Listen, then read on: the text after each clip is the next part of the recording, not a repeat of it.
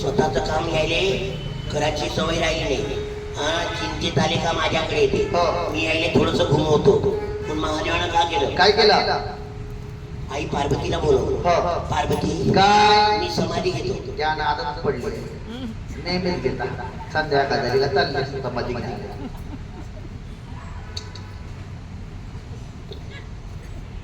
कलियुगात त्या महादेवाची गोष्ट सांगून राहिला.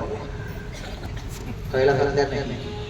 हे बघ मला तुला सांगायचं की मी समाधी घेतो. बरं. माझ्या समाधीकडे लक्ष ठेवतो. कोणी आलं नाही पाहिजे माझी समाधी भंग झाली नाही. पार्वती म्हणतोय हो म्हटलं तर बरं नाही तर चिडत. आईने होला हो लावलं.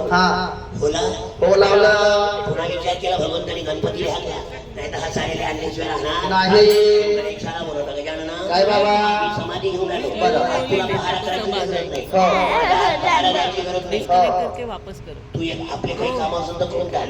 नंदीला हा कामाला नंदी काय? नंदी काय देवा? ए बैला हा बोला. माझ्या पहाऱ्यात राहतो. माझ्या कक्षात कुणाला येऊ देतो नको. माझी समाधी भंग झाली तर मी तुला क्षमा करणार नाही. त्यानं मान हलवली. नंद्याला आनंद झाला. म्हणते कैलासाचा कारभार माझ्याकडे आला. नंदी बसला पहाऱ्यावर. नंदी बसले पहाऱ्यावर. आई बसलेली आहे पाया प्रभूच्या पायाजवळ. आणि आता 33 कोटी देवांना घेऊन महाविष्णू कैलासाने चालले. काय म्हणते? काय म्हणते?